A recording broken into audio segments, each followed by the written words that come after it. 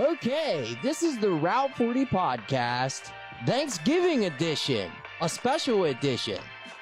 I got my good friend, Angie Regan in the house. Regan. I always mess that up. Regan. And we're going to get to know her a little bit better, and we're also going to get to know Welcome Home SIS, the organization that she has started, a little bit better. But before we do that, I want you guys to check out these ads.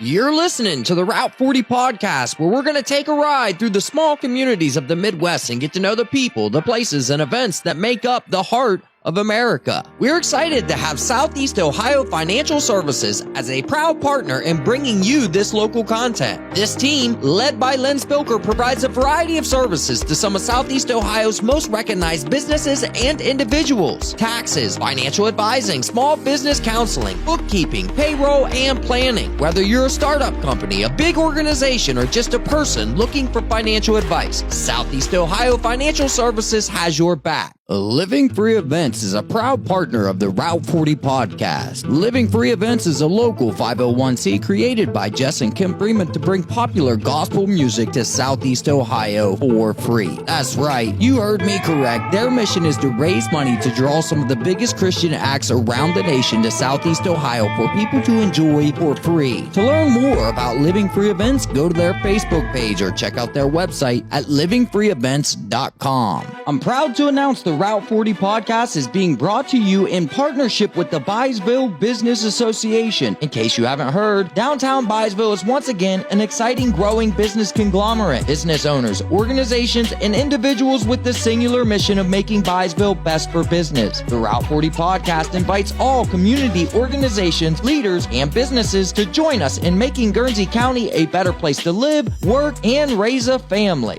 And we are back, and this is the icebreaker segment. We're going to get to know Angie a little bit better. So first and foremost, I ask all my guests this. I got to ask you, where and what year did you graduate high school? I graduated from Meadowbrook in 1991. Meadowbrook. I'm a Meadowbrook guy. I love Meadowbrook. So what do you remember most about 1991? What is going on at Meadowbrook High School 1991? Well, 1991, that was my last year that I'd grown up in North Carolina. Okay. So I just came up here and finished my senior year here with my grandparents. So, I don't know, a lot of the things in the 90s, like, the hair bands and things like that. I mean. Early 90s gal. I love it. I'm a huge fan of metal rock. I love Guns N' Roses. Poison. Poison. Come on.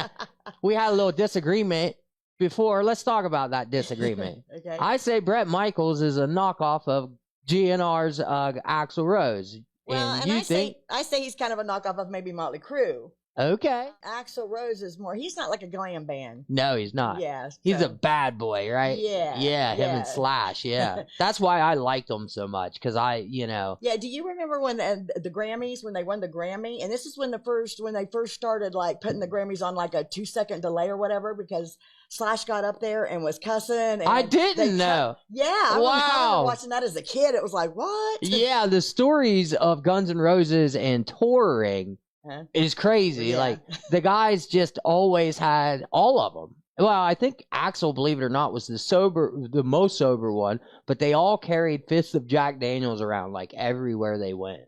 What a life, huh? Yeah. Airplane. I used to do that, but not anymore. Yeah, right. Well, they were doing it on airplanes and hotel rooms, city to city to city.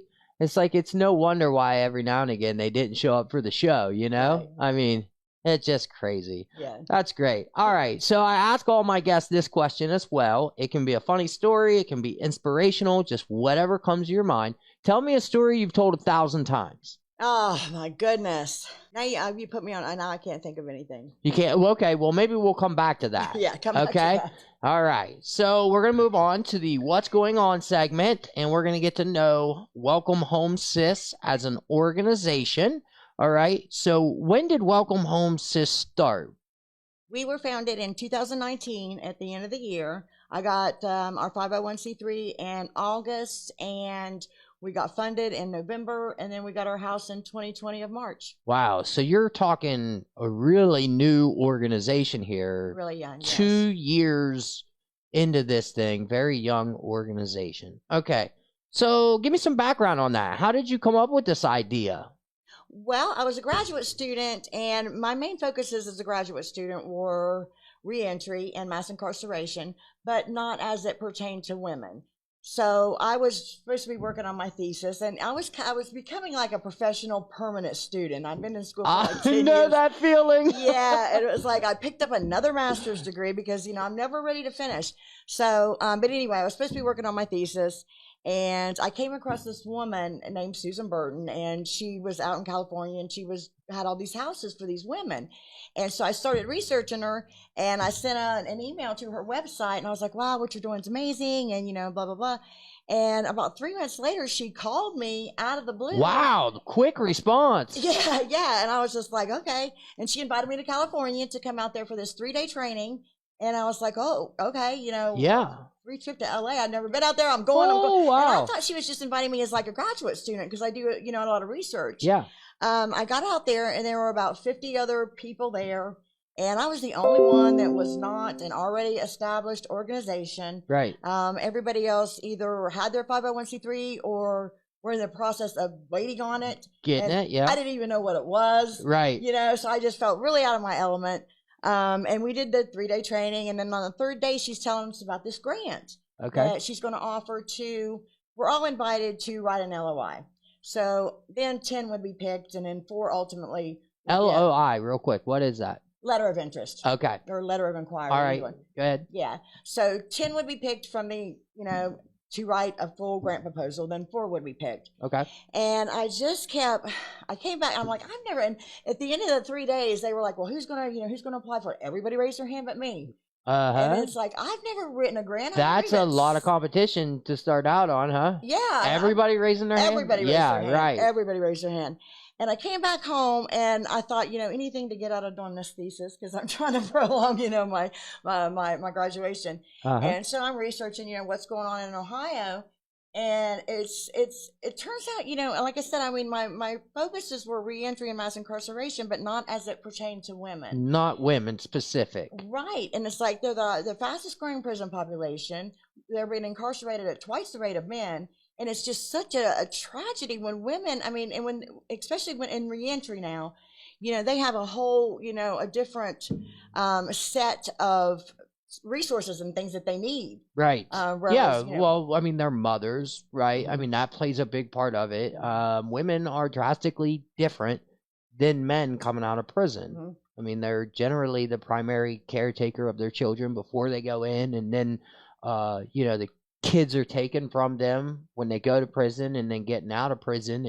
For them, probably better than anybody, their main objective really is probably just getting back to those kids, right? Right. Yeah. But some of these women, now that I've got this experience and things, they lose their kids forever when they're incarcerated, and I don't understand. I can't even begin to comprehend what that feeling would be like. You got to almost just shut it off, and it's because it's like, well, you think that these women don't care, but what can you do? What can you do? Yeah, this is like something that's born in us. You don't lose it, Yeah, and that kind of goes back into the traditional gender roles thought too. Like, we still live in a reality where women, are our primary care providers. We see more and more guys like myself, single dads, grandparents, a lot of people stepping up. But generally speaking, the way we think of mothers and women in general is as caretakers. And I think when you take that responsibility away from them, you're taking away part of their purpose, part of their meaning to live. Like rock bottom for a lot of people. Yeah. It would be rock bottom for me. I can't imagine anything worse. And then the kids. The kids, you mentioned, in a piece that you wrote the other day, what's going through this child's mind, where's my mom? And I was in jail, and it was the longest that I've been incarcerated has been like 2 weeks. And that was back in, I had all 3 of my kids. They were all 3 young, like, I don't know, 2004 or something. Yep. It was just like, it was unbearable. Yeah. They were with my mom. They weren't even in foster care. Right. They were with my mom, but it was just like, the agony of what if something happens to them? You know, Yeah. what are they thinking? What's going on? And I mean, it's just, I mean, I can't imagine what these women go through when their kids are actually in foster care. Yeah. You know, and The motherly instincts that you're talking about there are a Yeah. real thing. Yeah, Yeah. Yeah. And as it comes to the, you know, as we talk about the kids in the foster care system, you know, I've worked as a paralegal in almost exclusively juvenile and domestic cases for a year. And, you know, a lot of kids are going to foster care. Right. It's just, and I can't, what bothers me about that is not only are they dealing with the trauma of losing their primary provider for their emotional and physical stability, you know, but then they're being placed into a home with complete strangers, and we're kind of just expecting them to go to school and be Right. normal kids.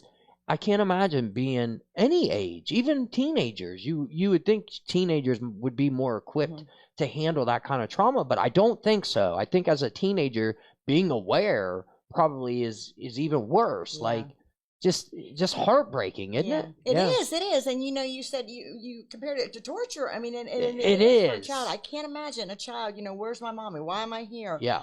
And I think it's a human rights violation, to be honest with you. I mean, when you take a child from its mother, I mean, you know, I mean, well, the Eighth Amendment, I mean, that's what cruel and unusual punishment, and plus there's, you know, the human rights. You know, you can't. I mean, that's one thing I love about Angie. As I've gotten to know her, me and her have some very good intellectual conversations, and you're seeing it happen right now. It's excellent. So, one of the things, you and I are working together currently on a fundraiser for Welcome Home SIS. And I want to tell the viewers a little bit about, you know, what a safe house is. So the primary objective of the organization is to help women with housing, right? Yes. So why housing? Why is that so key? Well, housing is foundational to any successful reentry. I mean, you need transportation, you need food, you need all of these other things. But unless you have housing, you know, it's not gonna be successful. And these women, where are they gonna go if they don't have a house or a safe place to go? I mean, they might have a house, but it's not safe. It's you know, back wherever. But they're gonna go back to the streets. They're going to go back. They're going to be selling drugs. They're going to be back to the dope boy, right? Back to the dope boy. Yeah, doing tricks, whatever. I mean, and you know, and some people think, well, I don't care about these women that are getting out. Yeah. Well, you know, where are they going to go? If you don't want to help them now, I mean, I get it, but they're going to be back on the streets. Yeah. They're going to be selling drugs. They're going to be stealing. Whatever, helping the dope boy steal, whatever, do whatever. Right. Yeah, they're going to be committing crimes. Yes. Exactly. Yes. And so it's one of those things where, like, you may have a personal vendetta against people for making bad choices. You can have that vendetta if you want, but it does nobody any good, does it? Right. Yeah. It does no good to have that vendetta, because at the end of the day, we're all stuck in this thing together. And if we want crime rates to decrease and we want people to live happy, productive lives, we have to provide them the pathway for that, don't we? Yes, we do, definitely. I mean, and just giving them a house to live in, I mean, that reduces crime just by preventing crime. It keeps our neighborhood safe. Yep. You know, and if you look at the aftermath or the repercussions, if you will, of what could happen from just one woman selling one person drugs. You know, it could be your grandson. It could be his friend. You know what I mean? Yeah. I mean, you're right. The ripple effect, effect of it is enormous, isn't it? Yeah. Yeah. And then another thing that we talk a lot about is like harm, the systemic harm versus like the actual physical harm of the drug. That's also a part of that ripple effect. Like, this thing is wide, man. It and goes, I loved how you put that in your writing. Yeah, that was awesome. It is. It's a thing that like, it's not just a simple decision of doing drugs or not. Like, this has wide-reaching consequences for us all. So, all right. So let's talk a little bit about this gala, right? Okay. That we have going on. This is a really good idea. It's a virtual gala. I'm guessing the virtual part of this probably stemmed back a little to the COVID thing, right? I mean, the idea or concept Don't be guessing, JC. You're running this thing now. Don't assume. You know what they say about assuming. Right? Yeah. So rather than doing a real in-person gala, we've decided to take this thing virtual. And so where did you get that idea, the virtual gala? Who'd you steal that from? Well, I've been working with Infused Marketing, as you know. Yeah. They are a resource that was provided to me through Serving USA, a grant through Serving USA.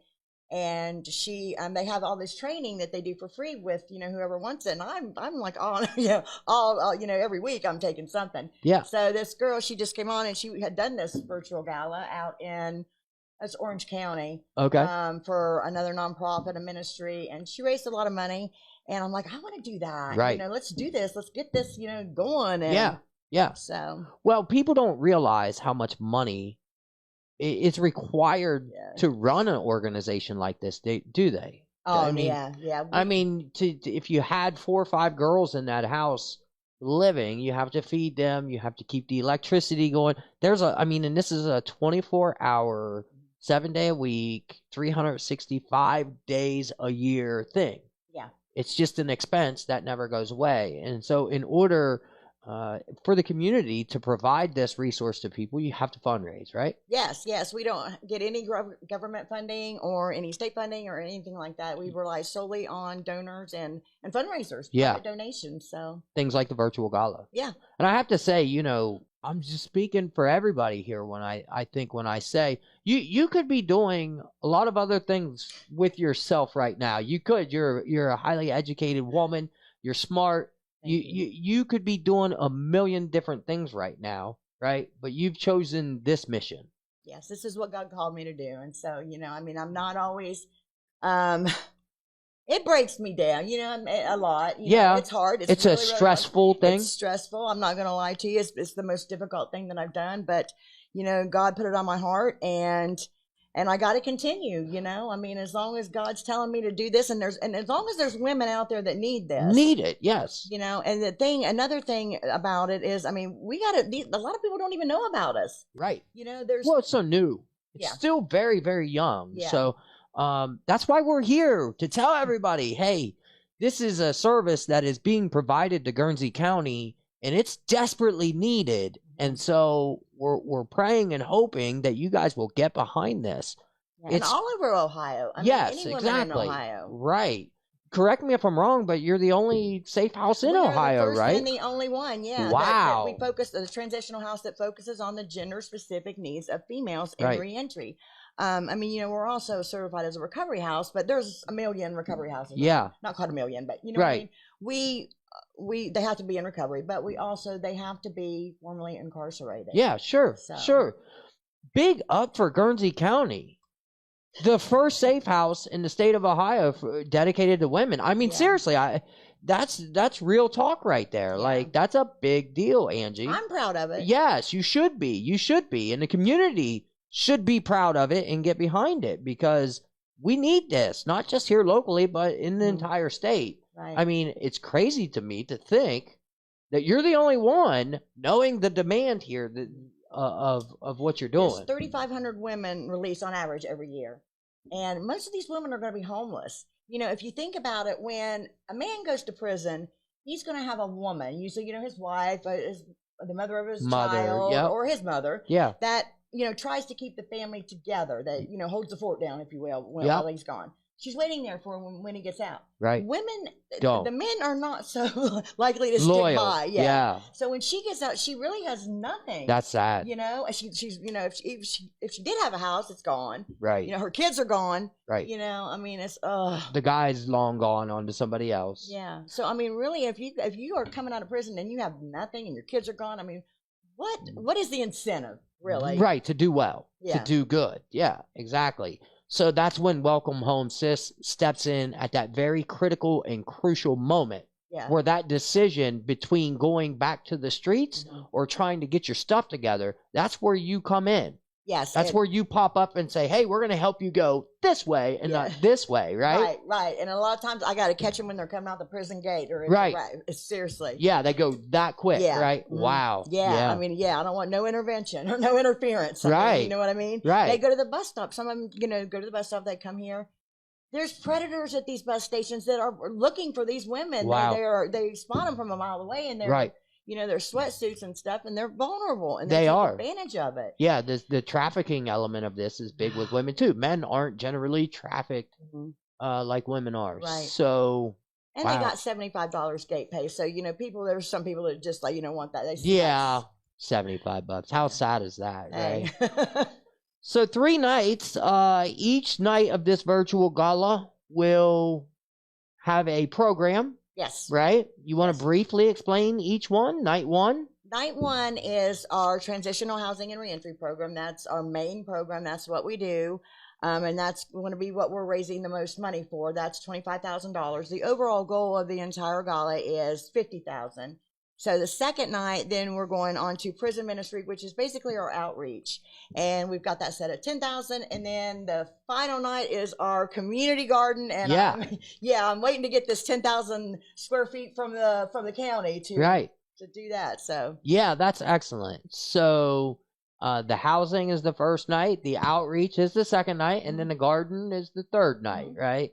Incredible. One of the interesting things that I love about this garden is through working this project with you, which I feel incredibly blessed to do, I have learned and seen, that some of these women that are going through this, they've, I don't know a better way to say it other than they've lacked the same upbringing. They haven't had the same kind of upbringing that I might have had or you might have had, right? And so when you think about a community garden, for most of us, it's just like planting some seeds in the ground and kind of watching them grow. But for women, that haven't been taught to nurture things or been taught objectives and goals, just this simple process of planting something and nurturing it to growth and then seeing it bloom and flower, that's an incredible thing to teach them. It is. And I grew up on a farm, and you couldn't get me outside to save my life. And when I started this, it is amazing. And even for myself, it's just like, wow. Yeah. And we do the hydroponics, we do, outside, and we started hydroponically inside. Yeah. So that was really, really cool, growing in the water. And we had all this lettuce, and the lettuce bigger than our heads, and it was crazy, but that's great. So I love that. We started doing these lunch and learns and serving lettuce, Caesar salads. Yeah. Wow. And inviting the community over, and that's great. Showing them how to do it. And well, we did the Byesville Park event. And we got those peppers out of there. Man, I really love those peppers in my chili, which, I did a video. If you haven't seen the video, didn't watch it's out of there. It's out there somewhere. But yeah, she made I'll post it. incredible batch of chili with some hot peppers that were done in the community garden. So, okay, we're going to go to an ad real quick, and then we'll come back with our community events board. Ohio releases more than 3,500 women from its prisons every year. Women are more likely than men to face homelessness, making housing their most immediate need. Without a stable, safe home, reoffending is inevitable. Welcome Home SIS is a nonprofit, Christian-centered safety net that caters to women who have been impacted by the criminal justice system. We provide a safe, stable living environment, a sanctuary that initiates, promotes, and continually nurtures the healing process. Please join us for our first ever 3-day virtual gala and live auction to benefit Welcome Home SIS. This year's event, Proverbs 31, Come Grow With Us, will be streamed live on Facebook, November 30th through December 2nd, each night from 6 to 6:30 p.m.